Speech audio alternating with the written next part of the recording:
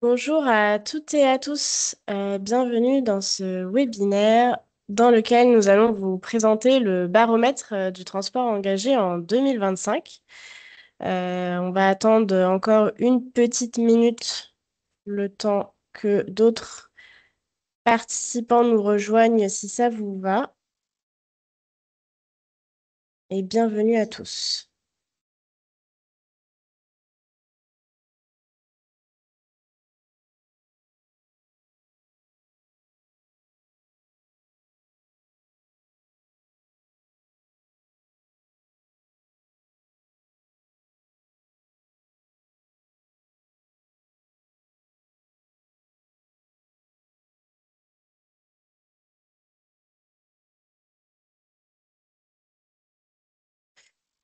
Alors, on va démarrer et puis les autres nous rejoindront. Donc, je me présente, je suis Lauriane Lebrasidec et je suis chargée de communication sur le programme EVE et c'est moi qui vais animer ce webinaire. Donc, avant de commencer, un petit rappel des règles concernant ce webinaire. Donc, pour tout ceci technique, vous avez un bouton aide dans Autres si vous avez un problème. Le replay et la présentation du webinaire vous seront envoyés par email et le replay sera aussi disponible sur la chaîne YouTube du programme. N'hésitez pas à poser vos questions dans la rubrique Q&A en haut de votre écran et vous avez aussi un chat. Et merci aussi de ne pas faire la publicité de votre entreprise, ce n'est pas le lieu pour ça. Aujourd'hui, nous accueillons 4 intervenantes. Annick Lacou, qui est chef de projet du programme EVE, et Magali Michaud, chargée de marketing et d'études chez EcoCO2, toutes les deux. Et nous accueillons aussi 2 entreprises engagées dans le programme EVE. Nous vous remercions, Laure et Isabelle, d'avoir accepté de participer à ce webinaire et je vais vous laisser vous présenter rapidement. Au hasard, on commence par Laure. Bonjour à tous, ravie d'être là. Donc, Laure Dijon, moi je suis chef de projet supply chain pour une association qui est l'Agence du don en nature. Et juste en quelques mots, notre activité, en fait, on collecte des produits neufs non alimentaires auprès d'entreprises donatrices. Et ensuite, ces produits, on va les redistribuer auprès d'associations de solidarité qui aident des personnes en situation de précarité sur l'ensemble du territoire français. Et on est, pour la petite histoire, en fait, on est la première association à avoir fait partie du programme Fred 21, qui est un des programmes chargeurs du dispositif EVE. Et voilà, et donc on est absolument ravis de pouvoir faire nos retours et échanger sur tout ce qui est décarbonation du transport.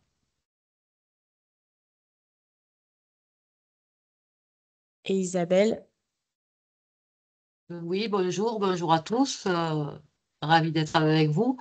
Donc, je suis Isabelle Salva. Je dirige avec mon frère Jean-Louis une société de transport, Transport Salva, qui est basée dans les Pyrénées-Orientales, à Sals-le-Château exactement. Donc, nous, on est engagé depuis le début, dès 2009, dans la charte Objectif CO2.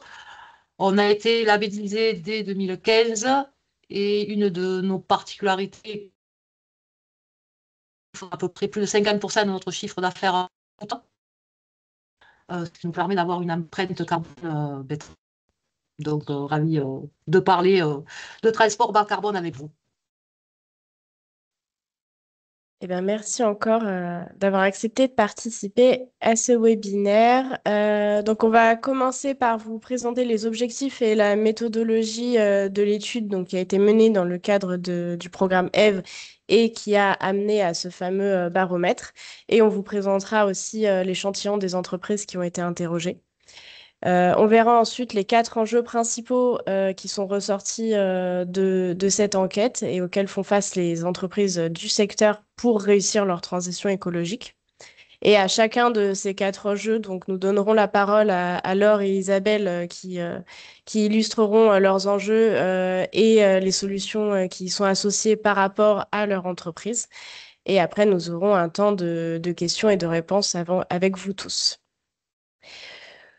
Donc, si ça vous va, on va commencer par la première partie et je laisse la parole à Magali, donc chargée de marketing et d'études chez EcoCO2. Bonjour à tous. Nous allons commencer par rappeler les objectifs de l'étude.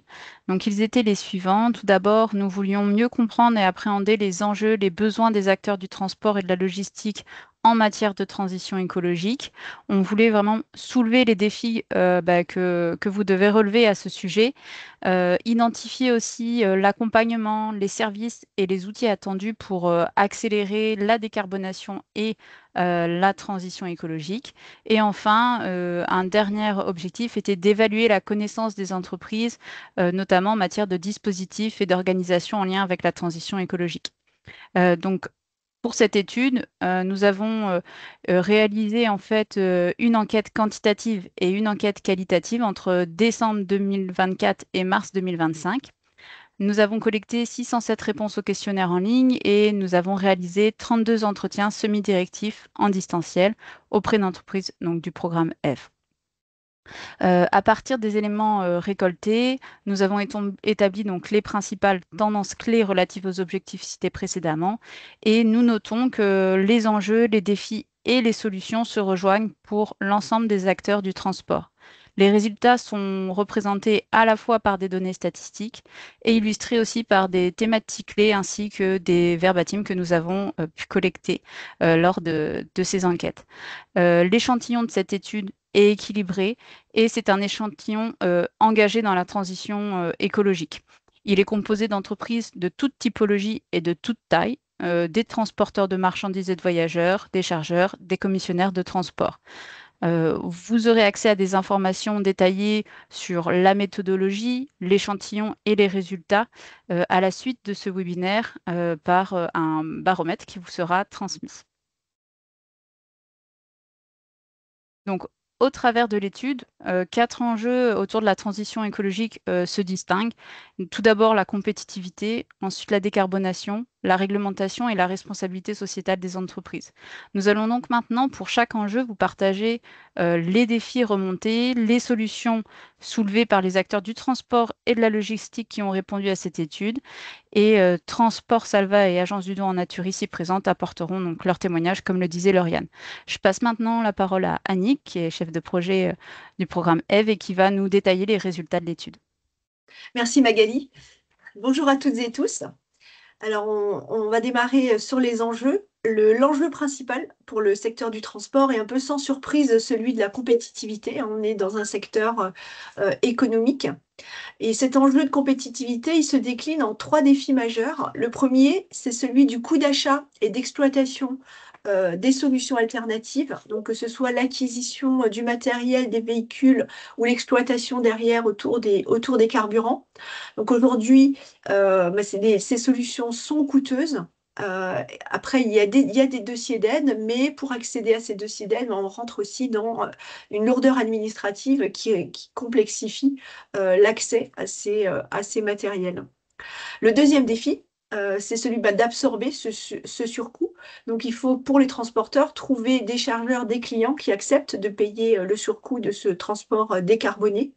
Ce qui fait que derrière, la combinaison de tout ça, ce serait d'arriver à mettre en place des démarches partenariales, donc d'avoir des couples donneurs d'ordre transporteurs qui acceptent de cofinancer d'une certaine façon les surcoûts de la transition écologique.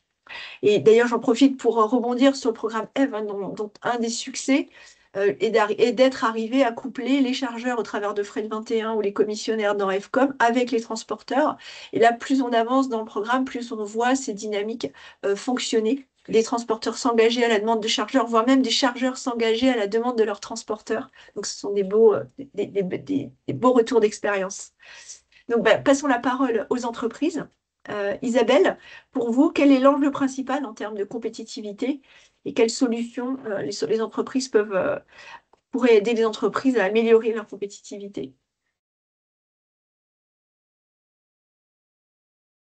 Vous avez le micro coupé. Excusez-moi, j'avais oublié de remettre le micro.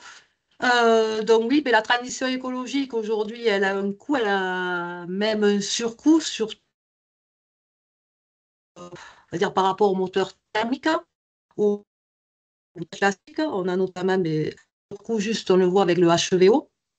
qui est un surcoût, je dirais, d'exploitation pure. On a un surcoût à l'investissement avec l'électrique, le gaz qui allie qui allie les deux, pardon, et n'en parlons plus, quoi. Et d'autres surcoûts, on va dire, incroyables quand on s'attaque à des énergies comme l'hydrogène.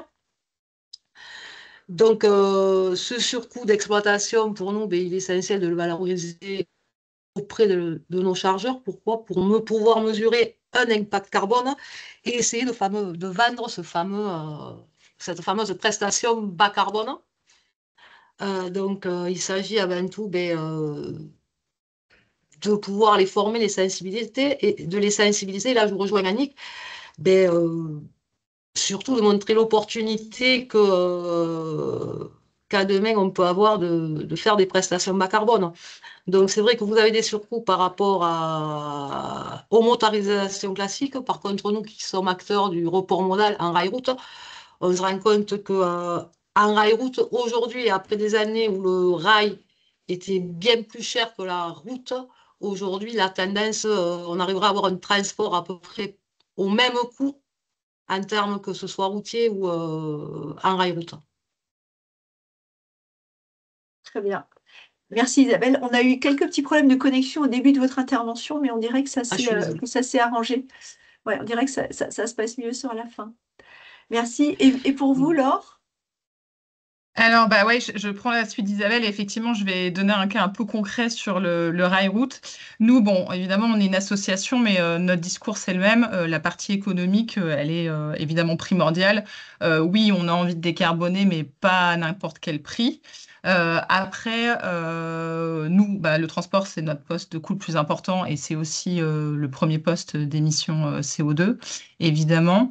On a une action qui est majeure en fait sur la partie des carbos, qui est le report modal vers le ferroviaire. Et c'est vrai que là, le retour que moi je peux vous faire vraiment d'une expérience très vécue, c'est qu'aujourd'hui, on utilise l'axe Dourges-Vénissieux à la fois pour des flux internes et à la fois pour livrer les commandes aux associations donc sur la région Auvergne-Rhône-Alpes. Et oui, en fait, nous, on arrive à décarboner pour un prix qui est similaire à celui de la route. Et c'est pour ça qu'en fait, on peut le faire aussi. Sinon, aujourd'hui, on pourrait pas. On a envie de démultiplier effectivement cette action de report modal ferroviaire vers d'autres régions et on pourrait simplement pas se le permettre si on n'arrivait pas à trouver un équilibre économique. Donc, c'est le cas aujourd'hui, on peut le faire. Après, il n'empêche que nous, on a aussi recours évidemment à des financements, notamment par les programmes C2E. Il y a différents programmes, je pourrais en parler après, mais notamment le programme Remove, par exemple, sur lequel il y a des aides et des appels à projets qui sont proposés.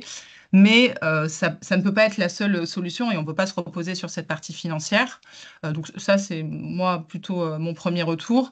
Et d'autre part, pour ceux qui effectivement ont envie d'aller sur ces aides et ces programmes C2E qui apportent une aide financière, de toute façon, ça ne peut pas se faire de manière directe parce qu'effectivement, et ce que tu disais, Annick, c'est que c'est des dossiers qui sont très lourds, il faut des datas.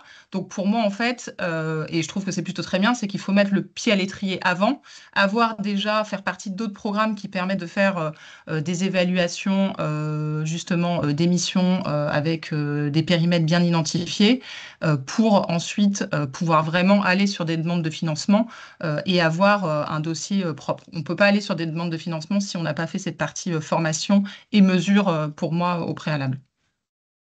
Très bien. Bah, merci à toutes les deux pour ces illustrations vraiment intéressantes et très concrètes. Donc, dans le cadre de l'enquête sur cet enjeu de compétitivité, les personnes qui ont répondu ont apporté quelques solutions complémentaires. Alors, vraiment, je vous rappelle, pour avoir tout le détail des résultats de cette enquête, de vous référer au baromètre qui sera beaucoup plus complet que ce qu'on peut vous proposer ici. Alors, en solution complémentaire, par exemple, sur le volet administratif, certains proposent de réduire justement leur panel de fournisseurs et de cibler des transporteurs dits verts. Donc, en l'occurrence, des transporteurs qui, comme vous le dites, Laure, sont déjà engagés, peuvent faire état d'une labellisation, d'une certification et démontrer par les chiffres autour du CO2 de leur engagement. On peut passer à l'enjeu suivant, qui est celui de la décarbonation. Donc, comment réussir à réduire les émissions de gaz à effet de serre de son activité. Là, on est vraiment au cœur de notre sujet. La compétitivité, c'est plutôt comment préserver l'activité de l'entreprise dans la transition écologique. Et là, on est vraiment dans le cœur du sujet. Et donc là, parmi les 4 défis, le premier, c'est de trouver les bonnes solutions. Des solutions, il y en a beaucoup, mais toutes les solutions ne sont pas adaptées à chaque cas de figure. Donc, il s'agit de trouver celles qui sont adaptées à l'activité de transport de l'entreprise et qui rejoignent notre premier enjeu, économiquement viables. Là, la difficulté, c'est de faire le choix dans tout ça, de pouvoir s'appuyer sur des experts indépendants qui ne soient pas forcément les démarcheurs des offreurs de solutions pour pouvoir faire les meilleurs choix. Le deuxième défi, c'est celui de la disponibilité des alternatives. Donc, les solutions, il y en a. On a vu qu'elles coûtaient cher. Il faut faire le choix dans tout ça. Et en plus, il faut qu'elles soient disponibles. Pour ce qui est des délais de livraison des véhicules, on sait qu'ils sont de plus en plus longs. On parle de 2 ans, voire 3 ans pour certains types de véhicules. Et après, une fois qu'on a le véhicule, il faut pouvoir l'exploiter. Et là, il faut que les bornes de recharge soient disponibles. Il faut que les stations biogaz, que des cuves de baissant puissent être déployées. Donc, on a encore ici des éléments de complexité qui font que la décarbonation, elle ne se fait pas toute seule. Le troisième défi, c'est celui de l'engagement des parties prenantes. On voit que c'est quand même quelque chose d'assez fort qui ressort souvent, ces questions de logique de filière. Et là, pour le coup, sur cet aspect décarbonation, ce qui a été remonté, il y a un petit focus sur 2 types de parties prenantes, les salariés. Mais l'entreprise, elle a besoin de mobiliser ses salariés qui s'engagent, qui perçoivent eux aussi l'intérêt de s'engager dans la décarbonation. Donc, c'est au travers de la formation, de la sensibilisation des salariés. Là, on pense à l'incontournable qu'est l'éco-conduite. Et puis, la sensibilisation aussi des sous-traitants. Donc, on est de nouveau dans la chaîne de valeur. Donc, comment convaincre des sous-traitants qui peuvent être des petites structures, qui n'ont pas forcément le temps, les ressources ou le recul pour repositionner leur activité. Ou alors, on se retrouve aussi avec des cas de figure de grandes entreprises qui, elles, vont imposer des solutions. Et voilà, les sous-traitants, s'ils veulent rester rester dans le train, il va falloir suivre les solutions imposées par le donneur d'ordre. Enfin, le 4e défi, et c'est aussi un défi très important, c'est celui de la standardisation et de l'harmonisation des méthodes de calcul et des méthodes de transmission, d'échange des informations, et notamment des informations autour des émissions de GES, donc de l'information GES. Donc, je pense que nos deux intervenantes vont nous illustrer ça avec des exemples concrets. Isabelle, pour vous, quelles difficultés principales avez-vous rencontrées ou rencontrez-vous encore pour décarboner votre transport? Mais on va dire, c'est toujours, on va dire, le surcoût, on va dire, économique. Ça, c'est le premier enjeu, comme vous aviez dit.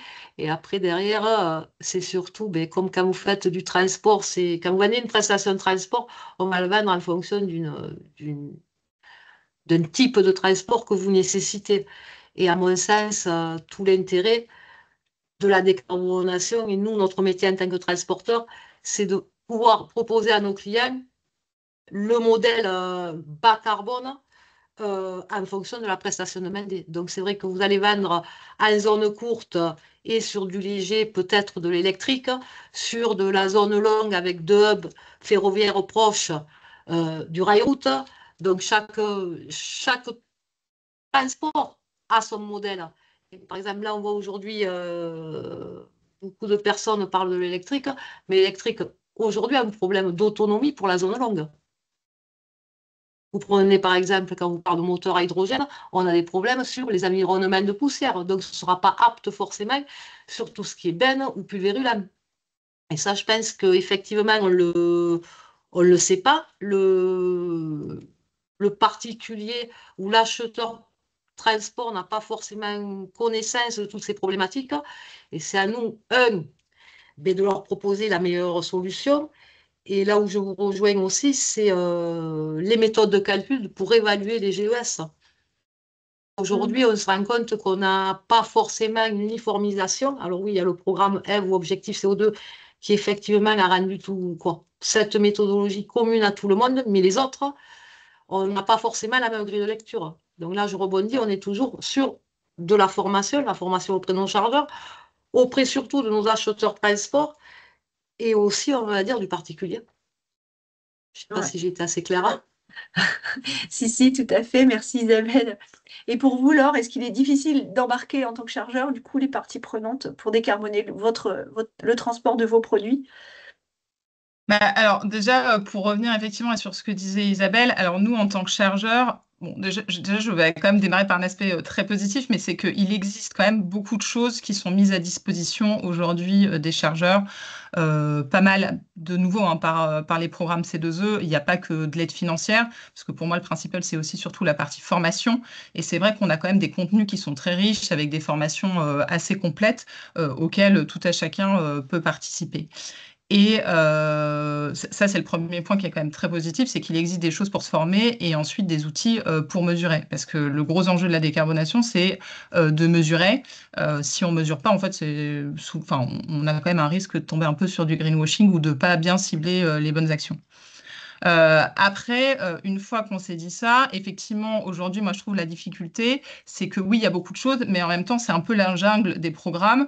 En tant que chargeur, en fait, on a beaucoup enfin, de mal à identifier vraiment par quel programme démarrer. Il y a des choses qui se complètent, il y a des choses qui effectivement mesurent, il y a des choses qui permettent de revoir les flux, par exemple, pour faire du report modal. Il y en a d'autres, c'est que de la formation. Et c'est là la difficulté. C'est vrai que je pense qu'il y aurait vraiment tout intérêt à ce qu'il y ait une uniformisation à la fois dans les outils utilisés, c'est ce que disait Isabelle, mais aussi dans un programme qui permette en fait à un chargeur ou ensuite sur des problématiques plus commissionnaires ou transporteurs d'arriver avec son dossier et en fait qu'il soit accompagné effectivement de la formation, de l'évaluation, jusque ensuite l'identification des flux et les actions. Et aujourd'hui, il faut aller piocher un peu de droite de gauche sur les différents programmes. Donc ça, je trouve que c'est une des difficultés. Après, sur l'engagement des parties prenantes, bah, nous, déjà, en interne, en fait, pour faire de la décarbonation, c'est ce qu'on parlait d'outils. Pour mesurer, il faut de la data.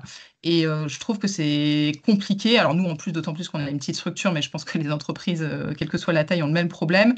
C'est comment je récupère la data, comment je suis sûre qu'elle soit fiable. Aujourd'hui, les transporteurs, même s'ils ont des obligations, bah, ils n'ont pas la même façon de donner la data. Parfois, on a des difficultés à remonter des types de carburant, par exemple. Et c'est une fois qu'on a toutes ces datas, comment on les met, comment on les aussi anime au quotidien en interne pour qu'on ait des suivis qui soient mensuels, annuels et qui ne soient pas trop lourds. Parce qu'en fait, faire un bilan carbone, c'est très chronophage et du coup, c'est vraiment une partie sur laquelle il faut qu'on ait aussi de l'aide pour avoir des outils et faciliter ce travail entre transporteurs, chargeurs et analyse par les différents organismes. Voilà. Je ne sais pas si ça répond un peu à la question océanique, mais Ouais, bah c'est un sujet très vaste. Et en effet, vous incitez toutes les deux beaucoup sur cette question du calcul de l'info-GES. Et en effet, ça fait partie des solutions qui sont réclamées par les personnes qui ont répondu à l'enquête. Standardiser et certifier une méthode de calcul des émissions GES qui soit reconnue et la même pour tous. Euh, un autre volet, c'est aussi, et qui va un petit peu avec tout ça, ce serait de disposer d'outils partagés, centralisés, qui permettent de comparer les solutions alternatives, hein, donc les gains GES entre plusieurs solutions et les coûts, pourquoi pas. D'avoir des calculateurs d'émissions de gaz à effet de serre par heure de transport, par mois, enfin des choses qui puissent permettre de répondre aux demandes des donneurs d'ordre. Et puis aussi une forme de centralisation et de gestion des données GES adaptables. On va y revenir après au travers de la réglementation, qui est que on demande, vous le dites Laure, hein, on répond à de multiples dispositifs, on a l'impression de répondre souvent aux mêmes questions ou à des questions proches euh, pour arriver à des résultats parfois différents. Et puis, peut-être aussi, ce qui est un des points qui a été souligné et qui est intéressant, parce que finalement, cette enquête, on l'a aussi constituée au moment en abordant la dernière année du programme EVE et en essayant de se dire, cette enquête, elle va nous servir aussi peut-être à construire la suite. Et ce qui ressortait, qui était plutôt une bonne surprise au vu du contexte actuel, c'est que beaucoup des personnes qui ont répondu, d'acteurs du transport, semblent prêts à payer des accompagnements dans la mesure où ça donne accès à un label ou voilà, une estampille, en tout cas, qui soit reconnue. Et c'est plutôt une bonne nouvelle hein, dans ce contexte actuel de rareté des finances publiques, qui est, voilà, il y aura plus de C2E sans doute à un moment donné, ou moins de C2E, donc voilà, ça nous donne aussi des ouvertures. Donc après la décarbonation, le troisième enjeu, ben, justement, c'est celui de la réglementation. Donc on sait que la pression réglementaire est forte hein, sur tous les secteurs d'activité, en particulier sur les questions environnementales et sur celui du transport. Et la réglementation, on a un peu toujours ces deux phénomènes de ceux qui vont se saisir de la réglementation comme d'une opportunité, qui vont anticiper les mises en place, les nouvelles réglementations, qui vont être les premiers à offrir des solutions en lien avec les nouvelles réglementations, et d'autres qui ont peut-être moins de moyens, qui vont les subir en deuxième rideau, qui seront moins prêts, qui n'auront pas les ressources humaines et financières pour se préparer face à cette réglementation. Pardon. Et là, on fait face à trois défis. Le premier, qui est celui de la pression client, parce que même si le transporteur est une petite entreprise de transport, excusez-moi, même s'il s'agit d'une petite entreprise de transport, elle peut répondre à des donneurs d'ordre qui, eux, sont soumis à toute une batterie de réglementations et du coup, par effet de ruissellement, le transporteur peut se trouver aussi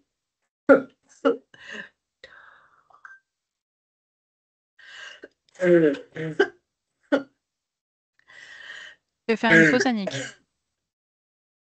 On reprend. Prends le temps.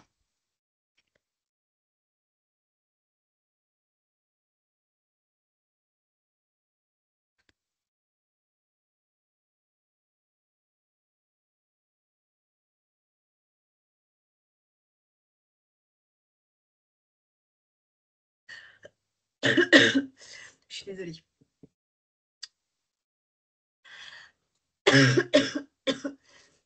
Donc, je vous disais, le premier enjeu, celui de la pression client. Le deuxième.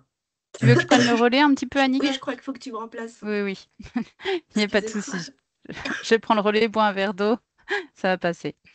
Donc oui, voilà, comme le disait Annick, le premier défi des acteurs du transport qui est lié à la réglementation concerne donc la pression exercée par les clients.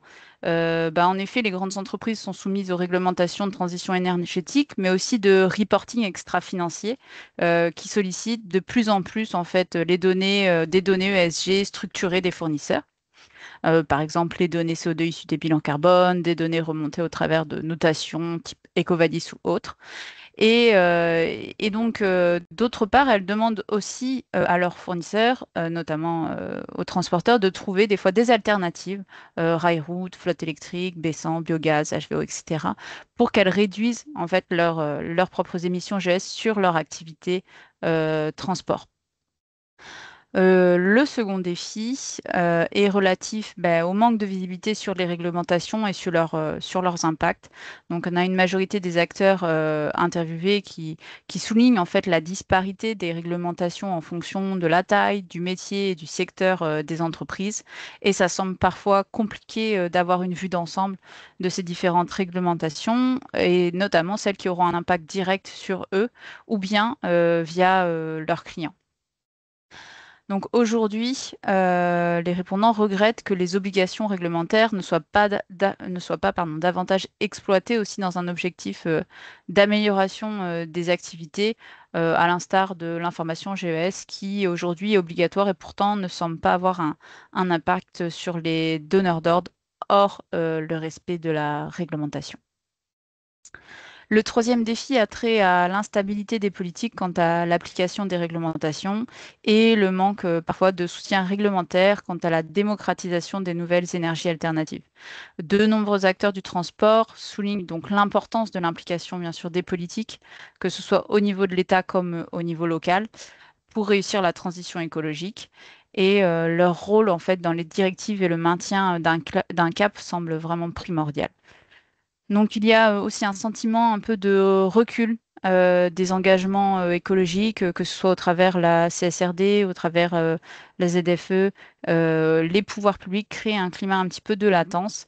Et on voit aussi que certaines contraintes réglementaires, donc associées en fait à l'exploitation des nouvelles énergies, par exemple limitation de la revente du bissant, peuvent freiner les acteurs du transport dans leur transition énergétique. Donc, je vais passer la parole aux entreprises Salva et Agence du Don en Nature pour qu'elles puissent illustrer cet enjeu-là réglementaire. Isabelle, donc, lors de notre entretien, vous avez évoqué la réglementation comme une opportunité plus qu'un frein. Est-ce que vous pouvez nous en dire plus, s'il vous plaît? Nous, déjà, on a la chance de travailler avec de gros comptes industriels, donc soumis à la DPEF et au CSRD à demain, sans aucun problème. Donc là, on a bien eu, on va dire, un effet de harcèlement, vu que nous, on n'y est pas du tout soumis. Euh, donc, euh, donc, pour illustrer, nous, on s'est engagé dès 2009 dans la charte objectif CO2. On fait des bilans carbone depuis à peu près 2011. C'est vrai, c'était surtout vrai, on va dire, pour nos flux rail routables au départ. On voit que depuis 2-3 ans, justement, avec la mise en œuvre de la CSRD, je le fais pour la quasi-totalité de mes flux. Et je pense à aujourd'hui que ça peut être un avantage concurrentiel de pouvoir fournir à nos clients, justement, euh, la mesure de l'impact carbone de nos prestations transport avec quel effet sur leurs produits. Donc aujourd'hui, je le vois comme une opportunité. Après, on va dire, c'est vrai que d'un point de vue trop de réglementation, oui, effectivement, à un moment donné, on ne sait plus trop où on va. Mais ça, après, c'est un autre sujet. Mais je pense que ça vient des chargeurs quand même. Si on est avec des chargeurs engagés, on peut faire vraiment des choses sympas. Et c'est là où on se dit qu'il faut vraiment qu'il y ait une relation, je dirais, tripartite. L'expéditeur, le transporteur et le destinataire. Et il n'y a que comme ça que ça peut marcher. Que ce soit sur le plan de transport au départ, vraiment notre activité de transport, mais après sur ce qui est investissement ou mécanisme C2E, je pense qu'on a peut-être dépassé le rôle, quoi. Si on ne dépasse pas le rôle fournisseur, chargeur pur, ça va être dur. Et moi, je vois que les bons exemples que j'ai en matière de décarbonation et de matière de coopération, c'est vraiment une relation à trois. Ouais, c'est intéressant ouais, ce point-là, ouais, de penser au destinataire du transport. Ouais, merci. Laure, vous vouliez ajouter quelque chose ou... Nous, évidemment, la partie réglementation, c'est vrai que pour les structures associatives, on y est loin. Comme la CSRD a déjà bien reculé pour les grosses entreprises, on n'est pas encore sur ce sujet-là à mettre en place opérationnellement. Après, évidemment, pour nous, la partie réglementation, c'est pas une carotte ni un bâton. En fait, on a surtout envie, par conviction, d'aller sur ces sujets. L'enjeu qu'on pourrait avoir, c'est que nous, notre mission, elle permet aux entreprises, par contre, de répondre à un cadre réglementaire, et notamment par rapport à la loi AGEC, anti-gaspillage pour l'économie circulaire. Et je pense que là où on devra aller surtout, en tant que mission associative par rapport à notre activité, c'est comment on peut aider les entreprises à justement répondre elles, à leurs enjeux et à leur reporting sur cette partie-là, et quelles sont les datas qu'on devra justement donner pour leur permettre de faire des rapports qui soient ceux demandés par la réglementation. Et en plus, c'est ce qui peut vraiment nous différencier, parce qu'aujourd'hui, on est quand même un des rares acteurs sur cette partie-là, déjà à aller sur la partie des carbos. Donc on espère être exemplaire et accompagner surtout nos entreprises donatrices sur ce sujet. Ouais, c'est vraiment très intéressant et ça Après, rejoint. Oui, pardon. Oui, allez-y. Allez-y, Isabelle, ouais. Non, je voulais juste dire que, notamment par rapport à tout ce qui est, on va dire, mesure, je pense qu'en tant que quoi, si d'autres transporteurs nous écoutent, on est obligé d'y passer. Aujourd'hui, de toute façon, il y a la mise en place des critères ESG, mais c'est aussi, et je pense que nombre d'entre nous avons été interrogés par nos banques, hein. On nous demande de mettre en place des indicateurs climat, on va avoir une note, hein. Donc, qu'on soit petit ou gros transporteur, si on s'en fout, je pense qu'à demain, nos entreprises ne survivront pas. Mm. Et ça, je pense que nous, en tant que transporteurs, il faut qu'on en ait bien conscience, et nos chargeurs aussi. Donc, si on ne prend pas ce cap de transition à terme, alors oui, il y a des surcoûts. Il faut bien assimiler que oui, on est quand même obligé de garder nos marges pour justement pouvoir investir dans le bas carbone et maintenir nos entreprises à flot. Mais si on ne prend pas le paramètre responsabilité sociétale environnementale, euh, je suis désolée de parler aussi cash, nos entreprises ne survivront pas. Mm. Et juste, ouais, et Annick, ouais, je voulais aussi rebondir sur, enfin, après sur ce qu'on a déjà échangé, mais c'est vrai qu'en fait, le problème de toute cette partie réglementation, c'est que c'est quand même des usines à gaz qu'on demande aux entreprises sur beaucoup Mm. d'aspects. Et c'est là où on revient un peu à ce que je disais sur la partie déjà purement des carbotransports, c'est qu'avec des briques qui se rajoutent constamment sur plusieurs aspects, c'est sûr que je pense que là, l'enjeu d'avoir un organisme qui regroupe les différentes expertises et qui permette à une entreprise qui arrive d'avoir un accompagnement sur les différents sujets complets, c'est vraiment pour moi l'enjeu de demain. Ouais. Ouais, bah, merci à toutes les deux. Là, on est toujours dans le concret avec vos apports et c'est vraiment important. Et voilà, en termes de solutions, ce qui a pu être proposé et ce qui a été, ce qui est le plus remonté, bah, ça rejoint complètement ce que vous dites.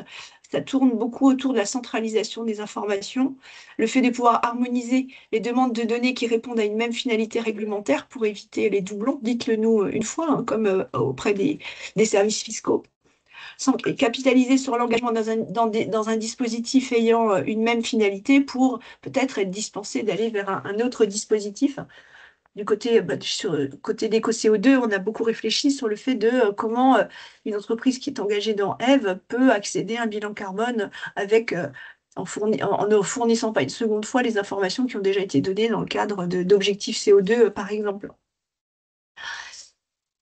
Ce qui nous amène, voilà, donc je vous donne une vision très, très simplifiée hein, de la partie solution pour qu'on reste dans le timing du webinaire et on peut aborder le quatrième enjeu, qui est celui de la responsabilité sociétale des entreprises, donc la fameuse RSE. Donc maintenant, on élargit au-delà de la décarbonation à la transition écologique et sociétale en général. Donc, qu'est-ce qui est fait, qu'est-ce qui est demandé plus largement par les entreprises du secteur du transport et de la logistique en matière de transition écologique? Alors, les entreprises travaillent majoritairement sur les défis qui tournent autour des ressources, la gestion de l'énergie et de l'eau. Ce sont les choses qui remontent le plus, avec quand même aussi, pour certains, des travaux autour de la biodiversité. Et lors, vous avez cité l'économie circulaire avec la loi AGEC. On a aussi beaucoup de choses hein, autour des emballages, des conditionnements, la réutilisabilité des emballages qui sont des préoccupations importantes.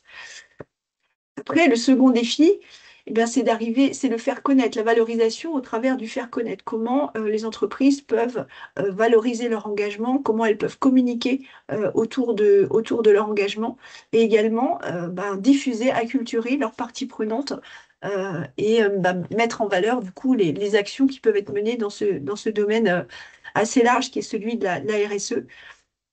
Ce qui remonte souvent aussi, peut-être du fait de la taille des entreprises, c'est le manque de compétences que peuvent avoir les acteurs du transport en matière de communication. Hein. C'est pas du tout dans leur cœur de métier. Et donc, elles peinent parfois à valoriser leur démarche. Et enfin, la multiplicité des dispositifs, autant déjà dans le domaine de transport et logistique, hein, il y a beaucoup de labels, certifications. Quand on élargit à la RSE en général, là, on a vraiment un énorme panel de démarches qui peuvent être menées. Donc, laquelle choisir, comment s'orienter dans cette jungle et comment bien articuler cette partie RSE avec la partie décarbonation de son cœur de métier. Donc, pour cela, Laure, quelle est votre principale difficulté sur la RSE de manière générale dans votre activité? Ouais, bah, je vais être tout à fait transparente. En fait, aujourd'hui, la partie RSE en tant que telle, on n'a pas quelque chose de construit comme on peut l'avoir sur le transport. On a priorisé effectivement toute la partie des carbotransports sans forcément ensuite chercher à aller sur d'autres aspects. Après, la RSE, elle est vraiment au cœur de notre mission pour le coup. Ouais. Voilà, donc on le traite quand même un peu différemment, mais on pourrait bien sûr, nous, en nous regardant notre nombril, aller plus sur ces sujets-là et c'est de toute façon ce sur quoi on va aller. Après, la grosse difficulté aussi qu'on a déjà, c'est, et ça revient un peu à ce que je disais avant, de dire bah, on a envie d'aider les entreprises aussi à nourrir un peu mieux bah, leur réglementation et leur partie RSE, c'est comment on valorise, en plus de notre mission, voilà, qui Mm. est on récupère des dons, on les redistribue à des associations de solidarité, c'est comment on peut mettre en avant aussi ce qu'on fait bah, sur la partie émission, réduction des émissions CO2 ou sur effectivement plus une partie RSE plus globale. Aujourd'hui, on a du mal à se mettre en avant et à bien expliquer ce qu'on fait en plus de notre mission. Et alors que je pense que sincèrement, on est une des rares à faire ce qu'on fait et qu'on pourrait beaucoup plus se différencier. Mais on ne le fait pas, donc c'est la prochaine étape. Ouais, c'est vrai que quand l'objet de l'entreprise est vertueux est vertueux en lui-même, on a déjà toute la moitié du travail qui est fait. Et Isabelle, sur quel sujet RSE travaillez-vous? Ben nous, la RSE, on va dire, au départ, je pense alors, on est une petite entreprise de transport. Euh, on est ancré très localement aussi. Donc, la RSE, je pense qu'on en a toujours fait, même à l'époque de mes parents. Donc, on a toujours mis en valeur, on a toujours travaillé avec les communes, les écoles. On s'est toujours engagé auprès d'actions qui avaient du sens pour nous, on va dire, que ce soit pour nettoyer l'étang ou pour participer à des journées d'action pour des événements divers, comme sur certaines maladies, ou être collaborateur avec des hôpitaux, parce que ça nous tient à cœur, point. À cette époque-là, on ne parlait pas encore de RSE. Mm. Nos conducteurs, on arrive à avoir quand même des salariés qui ont plus de trentaine de maisons. Alors, c'est pas tout le monde, on a eu des heurts avec tout le monde aussi, mais je veux dire, ça veut dire aussi que la RSE au départ, avant que ce soit la responsabilité sociétale des entreprises, à mon avis, c'est ben, comment nous on se voit, tout simplement.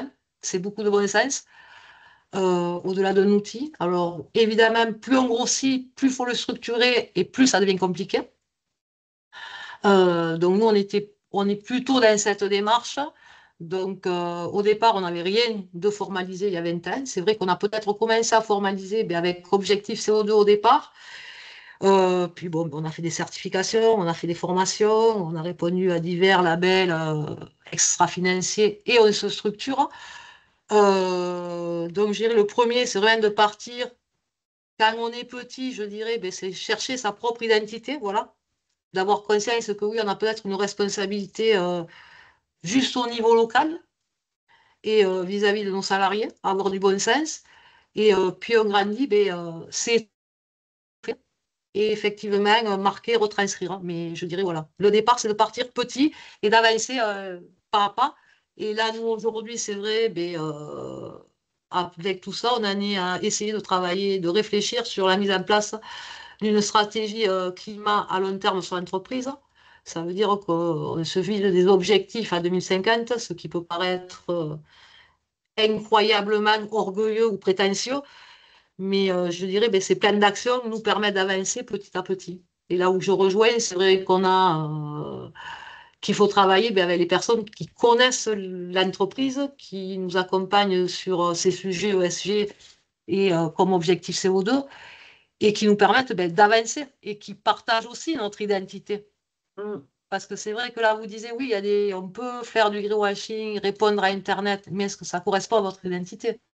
Mm. Et je dirais, moi, en tant que représentante d'une petite entreprise, parce qu'on est minuscule dans le monde du transport, c'est important d'avoir des acteurs qui partagent la même identité, au-delà, à la rigueur, d'une note ou d'une médaille. Mm. Ouais. Ah, ouais. Ouais, bah, vos témoignages sont vraiment très touchants même, je dirais. Merci. Donc sur ces solutions autour de la RSE, là, l'heure tourne, je vais aller assez vite. Dans les méthodes et outils qui sont attendus par les répondants à l'enquête, on peut citer, et peut-être parce que c'est un peu aussi différenciant par rapport à ce qui est cité ici, c'est de pouvoir accéder à des outils de communication tout près, des kits de communication qui puissent être déployés, personnalisés et déployés dans les entreprises, voire de bénéficier de prestations de chargés de communication partagées. Donc vraiment pour pouvoir construire une communication qui ne soit, on le souhaite, pas du greenwashing, comme vous le dites, sur les actions RSE menées. Également de pouvoir s'appuyer sur des référentiels RSE connus, reconnus et applicables à un secteur d'activité donné. Donc pour le coup, un référentiel RSE qui serait dédié au secteur du transport et de la logistique. Et comme vous le dites aussi, Isabelle, un accompagnement est plébiscité dans la structuration de cette démarche RSE et également dans la construction, au-delà des démarches, l'obtention de certifications ou de labels. On arrive au terme de cet échange. Donc, pour conclure sur les résultats de cette enquête, on a essayé de refaire un peu un parallèle avec le programme EVE. Les entreprises qui ont répondu à l'enquête, tiens, tu peux avancer le slide suivant. Les entreprises qui ont répondu à l'enquête montrent déjà, pour nous, c'était aussi une forme de satisfaction, que le programme EVE répond à des besoins qui sont toujours d'actualité, autour du fait d'être accompagné justement par des experts indépendants dans les stratégies de décarbonation, dans les labellisations bas carbone. Et également dans le calcul des émissions de gaz à effet de serre. Hein, quand vous avez un engagement objectif CO2, vous avez votre intensité carbone qui est calculée, et donc il vous permet déjà d'avoir une bonne appréciation de où vous vous situez dans tout ça. Mais ça montre aussi qu'il y a des choses aujourd'hui qui sont utiles, demandées, nécessaires, et qui seraient à construire dans le futur, comme d'élargir ce conseil en décarbonation vers la RSE. Toujours beaucoup insister sur ces démarches partenariales et bon, je retiens beaucoup l'exemple aussi qu'a donné Isabelle entre le donneur d'ordre, le transporteur, mais aussi celui qui réceptionne, la marchandise et de construire des démarches partenariales qui peuvent être innovantes avec un chargeur et ses transporteurs, des groupements de transporteurs dans des démarches de décarbonation, que ce soit celle de Ève ou celle aujourd'hui, par exemple, de Acte, qui est fortement poussée par l'ADEME. Enfin, d'accéder à des services liés au financement, donc des accompagnements, des guichets, le fait de pouvoir demander des financements de manière plus simple aussi que des dossiers extrêmement complexes. Et on le rappelle, des outils de gestion des données standardisés, des outils de gestion des données GES essentiellement, qui soient standardisés.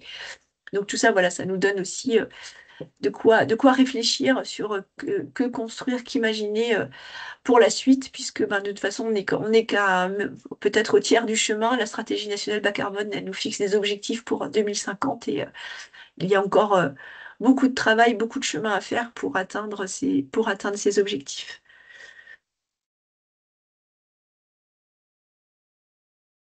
Eh ben, merci beaucoup à toutes les trois pour la restitution des résultats de l'enquête et pour vos deux témoignages très concrets. Maintenant, on va passer aux questions. N'hésitez pas à poser vos questions dans la rubrique Q&A en haut de votre écran. On en a déjà quelques-unes. Alors, on a une question de Jérémy Quentin sur le rétrofit. Donc, remplacer les moteurs thermiques par des moteurs électriques ou hydrogène. Quel est votre avis là-dessus? Alors là, c'est peut-être plus une question pour Isabelle. Rétrofiter des camions de cisane, déjà c'est sur les camions d'occasion. En hydrogène, alors électrique, je ne m'avancerai pas trop, je ne connais pas trop, mais le sujet hydrogène, oui, je me suis bien documentée sur le sujet. Donc, c'est des camions d'occasion. Ça coûte la fiche technique du tracteur à re-homologuer aux alentours, je crois, de 800 millions d'euros. Plus derrière un tracteur qui coûte quand même 500 000 euros. Donc, à mon sens, c'est quand même, oui, là, on a vraiment besoin d'aide de l'État parce qu'on arrive sur des surcoûts assez insoutenables à l'heure actuelle. Pour moi, ce genre d'énergie type hydrogène, c'est pas aujourd'hui, ce sera sûrement après-demain, mais aujourd'hui, il faut que les coûts baissent. C'est trop cher. Surtout quand on vous parle, par exemple, de piles à combustion hydrogène en 2030. Mm. Donc, ce rétrofit hydrogène, je le trouve assez transitoire. Transitoire et très cher. Mais je me suis quand même positionnée sur l'achat de 2 camions hydrogène. Donc, j'y crois quand même. Mais là aussi, je reviens, il faut absolument un chargeur partenaire. Mm. C'est ça, il faut qu'il y ait quelqu'un qui soit prêt à vous accompagner et à vous soutenir. Ouais.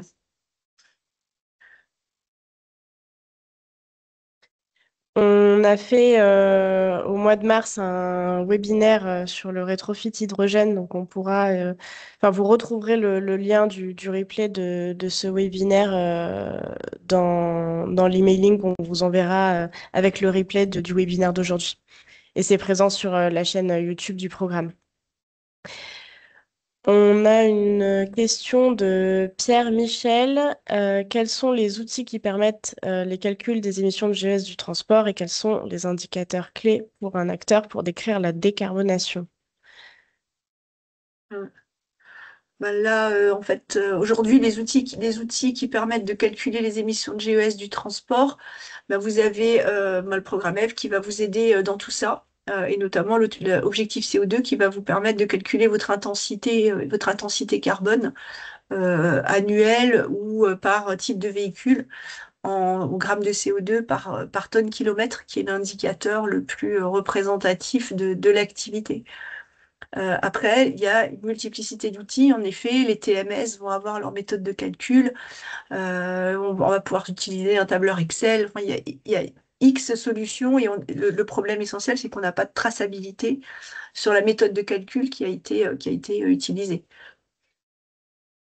Si ça répond vraiment, si ça répond à la question, mais...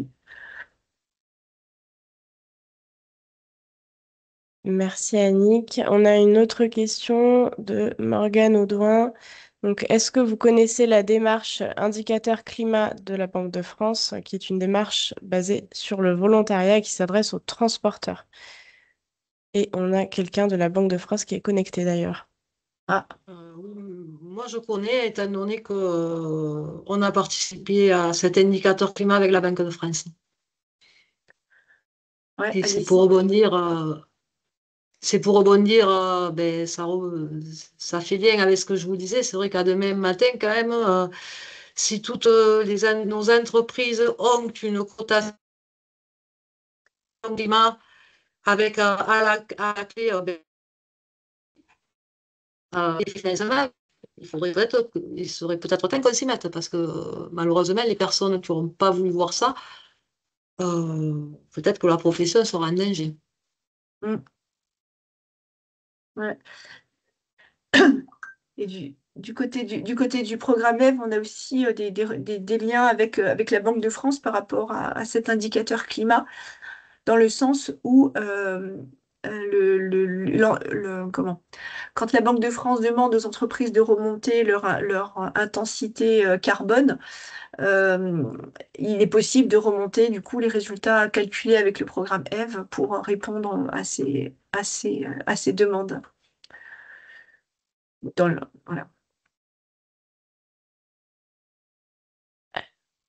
Euh, on a une question de Florence Mazot. Donc, que deviennent les engagements et notamment Fred 21 avec les évolutions C2E? Est-ce que Fred 21 est maintenu et si oui, sous quel format? Ah, voilà, effectivement, c'est la question que tout le monde se pose aujourd'hui, hein. Quel sera l'avenir des dispositifs et l'avenir du programme au-delà du programme C2E EV, donc le programme C2E, donc le financement par les C2E s'arrête fin 2025. L'idée est bien de maintenir les dispositifs et de maintenir un programme, une articulation entre ces dispositifs dans le futur, mais aujourd'hui, on n'a pas encore on n'a pas encore tous les éléments pour vous dire comment tout ça va se passer. mais tous les acteurs sont engagés aujourd'hui à faire en sorte que tous ces efforts soient maintenus dans le temps. C'est un peu une réponse de Normand que je vous fais, mais voilà, on n'en sait pas plus, mais voilà, tout est fait pour que cela perdure.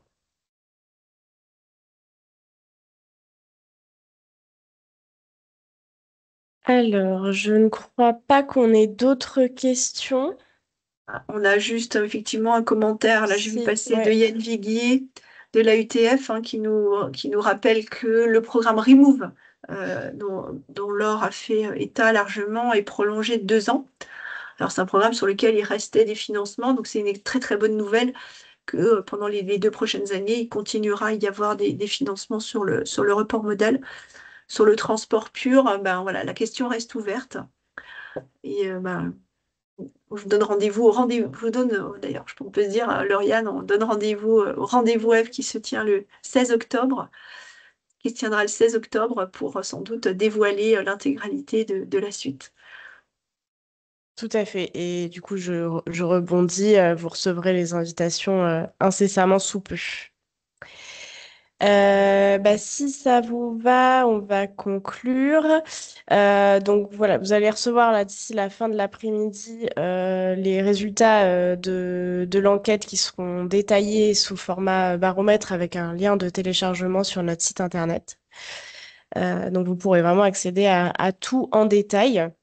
Aujourd'hui, on vous a fait un résumé. Donc, je remercie Laure et Isabelle et Annick et Magali pour leur participation et pour leur témoignage. Et merci à vous toutes et tous d'avoir assisté à notre webinaire. Et donc, voilà, je rappelle qu'un replay sera disponible à la fin aussi, si vous souhaitez le revoir ou le partager. Et vous aurez aussi accès à la présentation. Je vous remercie. Au revoir. Merci. Merci à tous. Au revoir.